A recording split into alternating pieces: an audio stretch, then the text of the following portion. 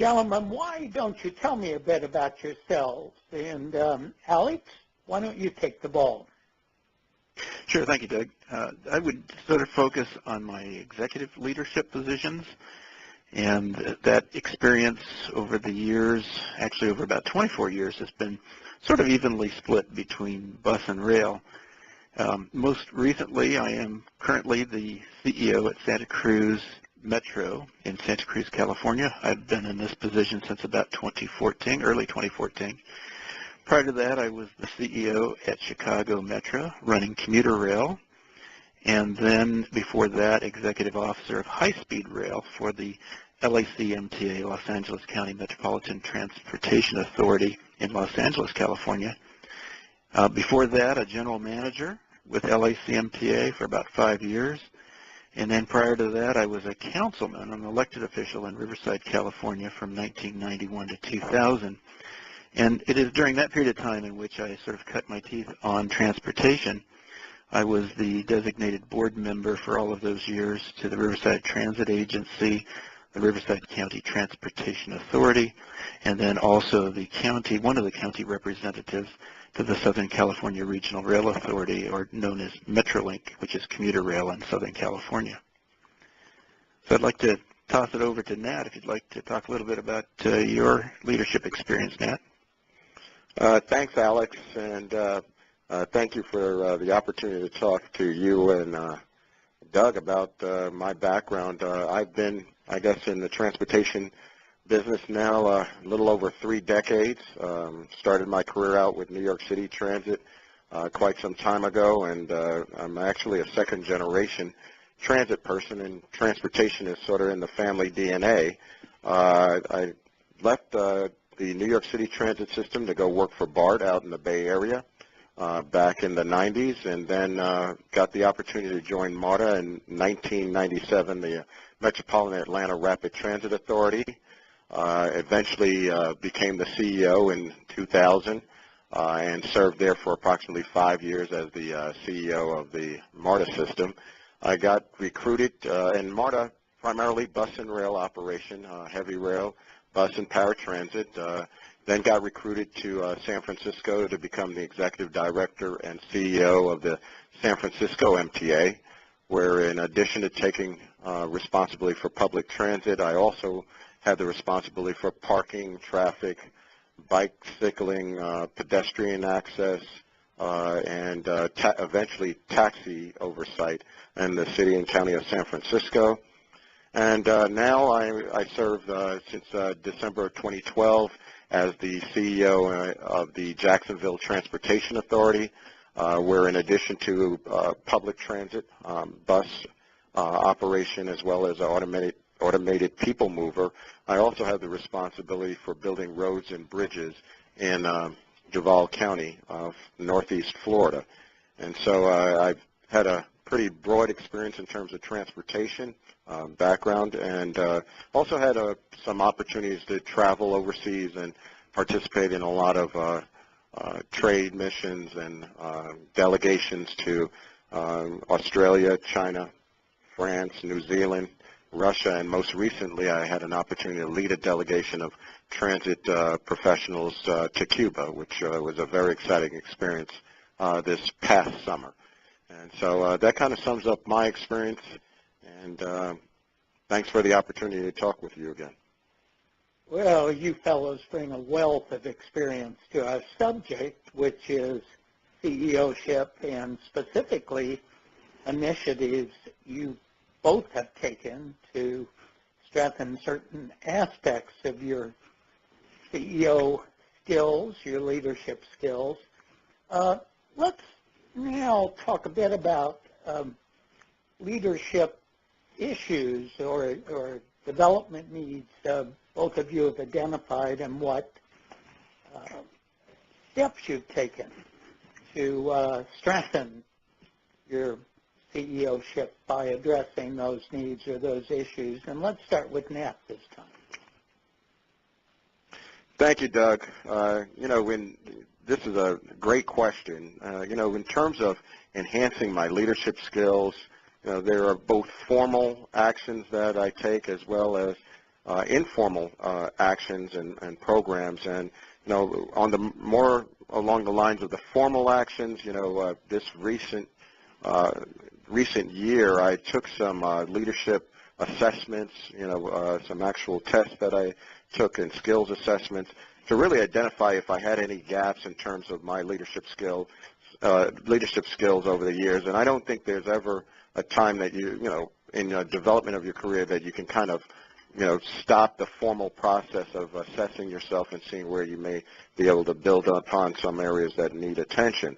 And so with those assessments, I then developed leadership development plans, which really formalize, and they have actual activities that I have to undertake involving my staff, particularly my direct reports, and actions that I need to take and follow up on to ensure that those areas where I need to focus my attention, be it on one-on-one coaching with my staff or communications and listening skills with my team, that I'm actively trying to improve in those areas. And so that's some of the more formal actions that I've undertaken. I think also, talking to groups and listening quite a bit. I do a great deal of speaking engagements, and quite often in those speaking engagements, I receive a lot of feedback related to the organization and what we can do in terms of improving our role in the community. And again, in those in those speaking opportunities, it gives me an opportunity to reflect in terms of messaging and what we've accomplished here at the JTA, and where we need to also, frankly, just look at where we need to improve our activities. And then I have peer groups that I interface with, some of the local college presidents here, as well as some of the bank presidents and private sector leaders that I regularly have lunch or dinner with, and I get the opportunity to kind of hear what's happening in other industries and what could be applied to my organization. And then I would say finally, a lot of the work that I'm doing in terms of nonprofits and community work, serving on the boards of Goodwill and Jacksonville Chamber of Commerce and Visit Jax. So there's sort of an alphabet soup of different organizations I'm involved with. But all of those experiences, both inside the organization with the formal programs and then the informal interaction that I have outside the JTA, I think help to hone my leadership skills, and which are always ever evolving, and an important thing that I have to personally work on a regular basis. Alex, what's your experiences as it relates to leadership development?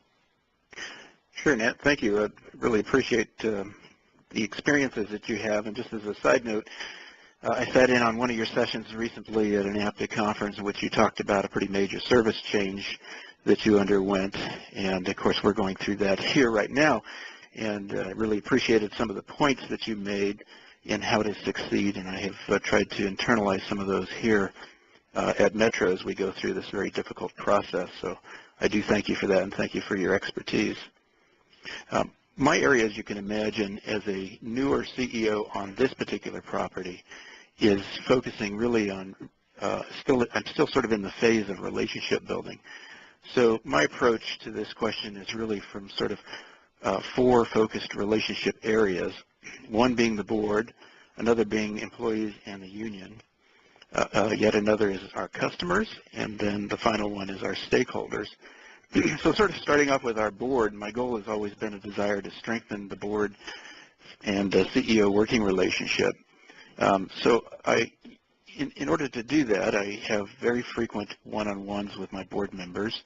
I've worked with the board to establish an ad hoc committee to define sort of a rigorous process for the CEO annual review and goal setting, and that's been very successful in meeting and talking about where we want to go in the next year and how we'll look back a year from now to review those goals and see what was attained and what was not attained.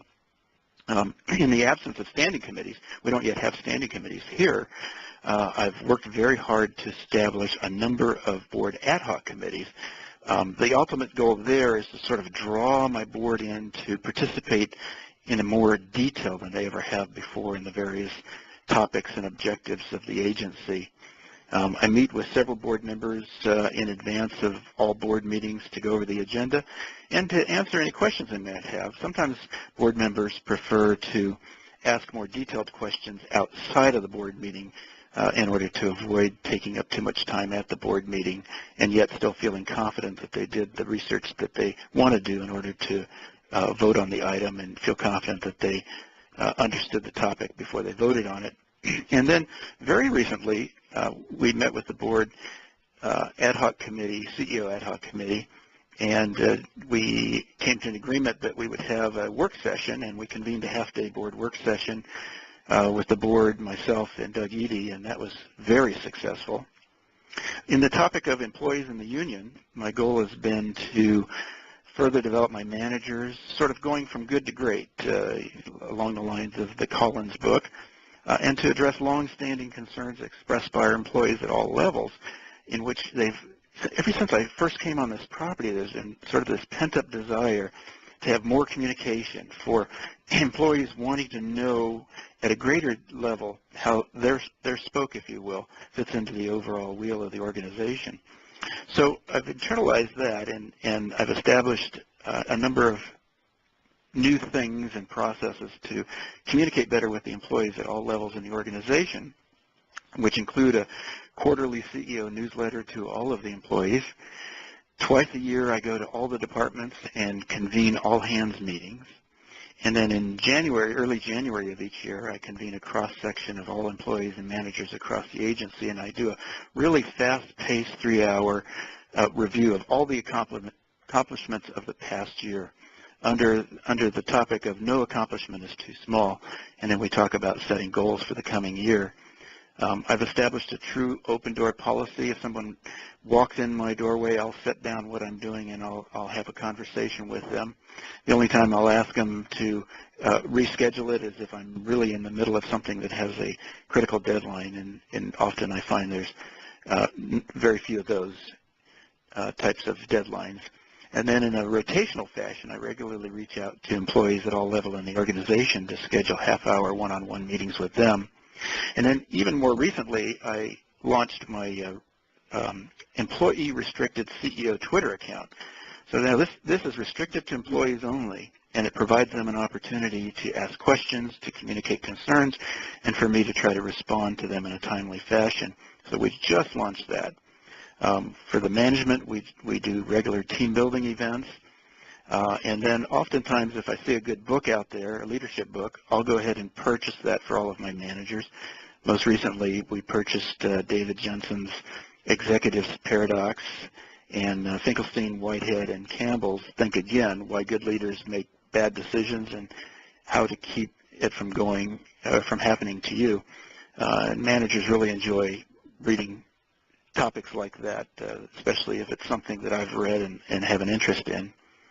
And then also finally on the employee side and the union side, I schedule one-on-one meetings every couple of weeks with the union leadership to provide them updates and to hear what their concerns are. On the customer side, my goal is to provide our customers an opportunity to put a face to the name and to facilitate some level of direct communication with me. So I communicate messages regularly, quarterly, through our timetable publication called The Headways. I attend various customer outreach events. I write our system and talk to customers. I recently launched a survey of our Highway 17 commuters. And then I reach out far and wide to communicate the economic mobility and air quality benefits of Metro. And then I reach out through various communications methods to communicate our structural deficit and to encourage our customers and stakeholders to stay involved, to understand how they might be impacted by the service cuts that we might have to have in order to balance our budget. And then next comes the stakeholders. My goal there is, of course, to establish a line of communications with our stakeholders and to educate them on the value that Metro brings to the community. So I regularly meet with key community and business stakeholders. I participate in the Chambers of Commerce and on one of their committees known as the Community Affairs Committee. I schedule one-on-one meetings with various community leaders, particularly community influencers. And then at the end of each meeting, I reach out to them and ask them if there's somebody else I should meet with, and that keeps sort of the chain of meetings going. I attend various community events and speak whenever possible. And then on an annual basis, I do recurring state of Metro speaking engagements to all sorts of business groups, Rotaries, Chamber of Commerce, all the city councils in the County Board of Supervisors, environmental groups, pro-bus groups, and other key stakeholders as I can identify them. So that's quite a long list of things, but very extensive 4 focused relationship areas that I really want to address and strive to build better relationships as I mature in this position here in Santa Cruz County. Well, you know, gentlemen, one thing comes through loudly and clearly, and that is you both see relationship building and relationship maintenance as core leadership functions for a CEO, and I certainly concur with that. Well, let's move to the finish line by both of you looking ahead a bit and share with us what specific targets you set or are thinking about setting for the months ahead in terms of strengthening your CEO leadership. What's on the self-improvement agenda going forward? And I'll toss it to Nat on this one. All right, and Alex, that was great. I mean, I was sitting here taking some notes in terms of the things that you're doing to strengthen your relationships and you know, making that transition and taking over a new organization and a new community. And so it's always good to have these types of conversations, and we kind of learn from each other. And that's the whole thing about, I think, when we talk about leadership and tackling issues, is having that sense, that ability to really learn from others. And in this particular case, I know in terms of the JTA, it's really learning from my staff in this community and paying attention to what this organization is doing well and areas that we need to focus on in terms of improving our operation. Alex mentioned earlier about the route optimization initiative that we undertook a couple of years ago. And, you know, with any of those types of initiatives, they're never finished. You know, we did something that was pretty, I'd say, innovative in terms of transit and total overhaul of our route structure, and we did that overnight. It took 18 months to get to that point. We did it overnight, but now we're sitting about a year out from when that was launched back in December of 2014. A little over a year out, and we have to constantly go back and listen to our customers and see if those adjustments and those changes and our assumptions are actually coming to fruition. And so it's an ongoing process of listening and then readjusting. And so going into the next couple of months and the rest of this year, we recently implemented our bus rapid transit network, which was phase 2 of this optimization, and we're closely watching that. It launched in December 2015 to see where we need to make adjustments there and the impacts it has on our overall system and infrastructure. As we watch that operation, we also have to keep in mind and finish out the construction of the second phase of the First Coast Flyer bus rapid transit system. So while we're operating on a daily basis, carrying tens of thousands of customers, we also are in a position to build and construct. And so one of the transitions that I need to focus on is the moving away from operational excellence and a focus on operational excellence to system development and expansion, and in the case of our Skyway, overhauling our Skyway system, which is reaching its useful life and needing to reinvest and overhaul our Skyway system. At the same time, we have a road program that's underway, and we have 14 road projects that are underway and under construction. And in conjunction with that, we are expanding our operation to include maritime in another 3 weeks when we assume responsibility for the St. John's River Ferry. So as you can see, we've got apples, oranges, apples, oranges, grapes, and in some cases watermelons that we're undertaking right now. And those different programs require different leadership skills and different mindsets, and just trying to balance all of that. It requires a great deal of communication and coordination with my staff, with elected officials, the board of directors of the JTA, as well as the business leaders and our riders. And so making sure that we are constantly assessing what we're doing, listening to our customers, listening to our stakeholders, and making adjustments along the way.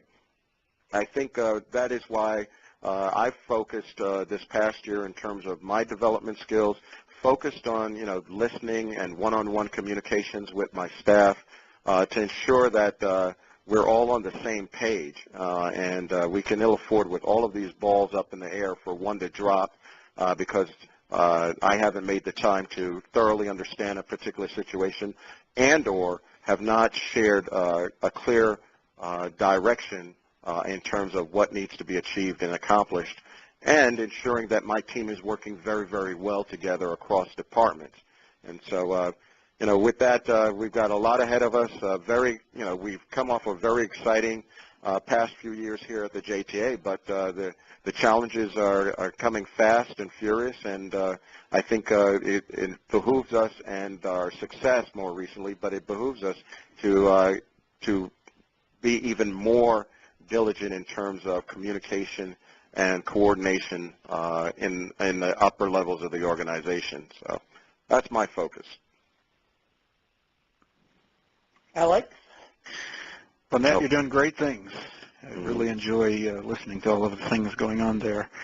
At my end, it's best characterized as sort of more of the same. Again, still early in my relationship here with this board and this county, and so I will continue to strengthen my relationships with the board, the employees, and the community in the coming days, weeks, and months. You have to kind of keep in mind at this end, the last CEO was here 18 years, so I think the community, the board, and everyone associated with this organization knew the last CEO well, knew where he was going, and they were comfortable. And now this new CEO, me, arrives on the property, and I'm talking about things that may be a little bit different than what the prior CEO had in mind. And that creates all sorts of anxiety for the employees and the community. And so we need to work through that and continue to work through that to help them feel calm. And I've decided that probably the best way to do that is to communicate. They really need to know. There can be no secrets. I must be transparent as possible. I need to help them understand why, and then to encourage employees at all levels to participate in these decisions to the greatest extent possible, to be able to feel comfortable that they provided input that was taken seriously. So that's an important area for me as I continue to build relationships in all of those areas. Relative to the board, it's a journey. It's a continuing journey. And you're never done. You can never, in any of these areas, you can never say, hey, success, we're done. It's a journey. It will always be a journey. So in year one with this board, it was really a process of getting to know each other. And now in year two, we're focusing more on how we collaborate together to set the direction of the agency and to succeed. So that is where I'm at, Doug, and this has been an exciting opportunity to participate in this podcast.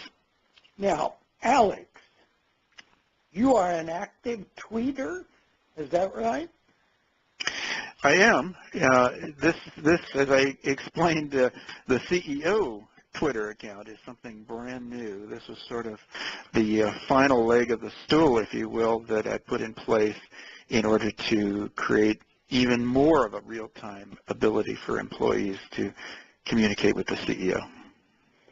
Well, folks, you've heard two outstanding public transportation CEOs talk about the steps they've taken to strengthen their CEO leadership. Alex Clifford out in Santa Cruz, California, Nat Ford in Jacksonville, Florida, opposite ends of our great country. Thank you very much, gentlemen, for this stimulating podcast. I appreciate your time, and have a very nice evening. Thank you much. Thank you, Doug. Thank you, Nat. Thank you, Alex. Great working with you.